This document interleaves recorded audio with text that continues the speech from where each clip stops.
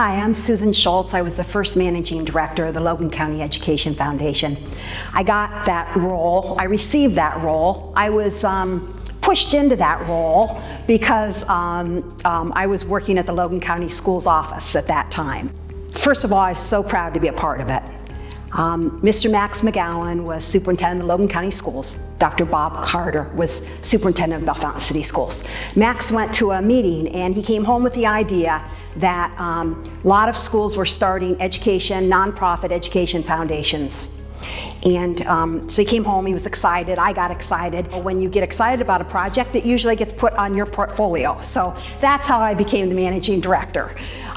So Max came home and talked to staff about it, and he said, let's go talk to John Guerin, which is, he was head of Superfoods at that time.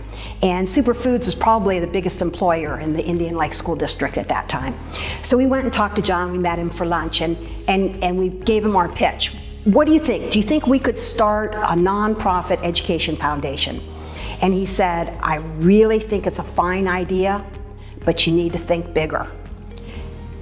And both Max and I paused and said, okay, what he's telling us is you can't just do it for one school district. You need to include all the county schools and Bell Fountain City.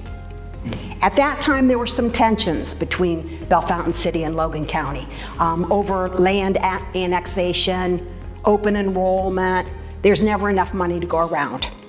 But Max McGowan and Dr. Carter, Bell Fountain City, sat down together, and Dr. Carter had the same idea that a foundation would be so beneficial for our students. And he could have easily said no, but he was the visionary leader, and he said yes. And so that's how it began. And immediately, those superintendents went out and recruited volunteer leaders to serve as trustees, and there were 6 for each school district. Well, I all of a sudden became managing director of a foundation that it was great, but we had no legal work done. We had no money, so I'm not sure what we were managing at that point. But Max Smith from Bell Fountain stepped up. Dan Johnson, who worked in our office, who's also an attorney, stepped up. And all of those volunteers, Dan Deaver was a trustee from Riverside. He said, Susan, I'll help you with all the bookwork. Jim Tynan was a trustee from Indian Lake, and he worked at the Bell Fountain Examiner. And he opened the doors for us to get really good publicity. But we didn't have any money. Nobody had donated, and we had to get this process going. So I said, we need $300. Bell Fountain City said, we'll give 100. Huntsville Lions Club said, we'll give 100. And Riverside Lions Club said, we'll give 100. And we had our $300. And that was the beginning. We had wonderful trustees. They decided that we better have a fundraiser, because again, we didn't have any money.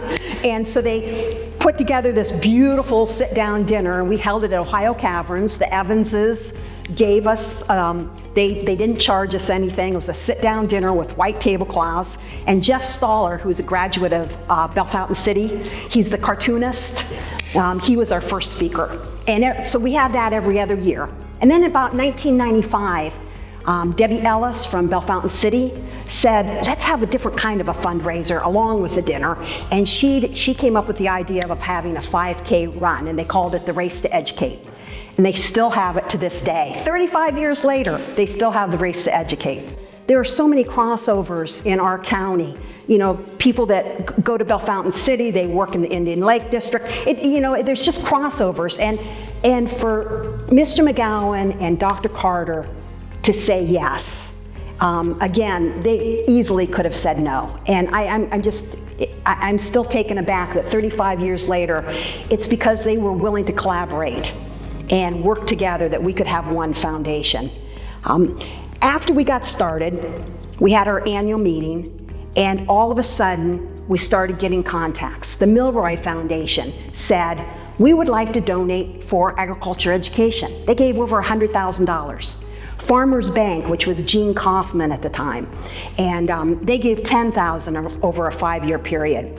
Superfoods, John Guerin, our initial contact. Bellefontaine AUW, Seroptimus Club. And then Honda came to us and said, we'd like to send teachers to Japan to teach their associates. So Scott and Cheryl Chamberlain, and we administered that program, and I think they were there for what, 2 or 3 years. So it was amazing how it just went and it just flowed. And so we started getting money in, and then of course our trustees said, we're getting that money, we're pushing it back out as soon as we can. So we started the Small Grants to Teachers program, we started the building level program, and then the scholarships began to come in. I remember one of the early ones was Harold Keck, wonderful educator. So what a positive program for our community, and to this day, it has grown exponentially. I mean, just unbelievable. I just think how strong our community is, that, you know, we can overcome who wins the basketball game.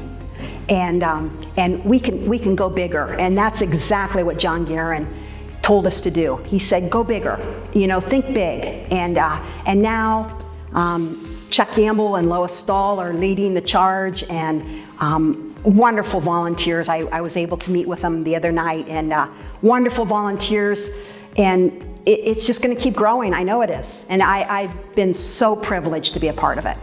When you volunteer for a nonprofit, when you volunteer in your church, when you volunteer in your schools, look at the big picture, and don't do it for selfish purposes. Do it because you want to make the big picture grow. And I could see that in the trustees that I met the other night.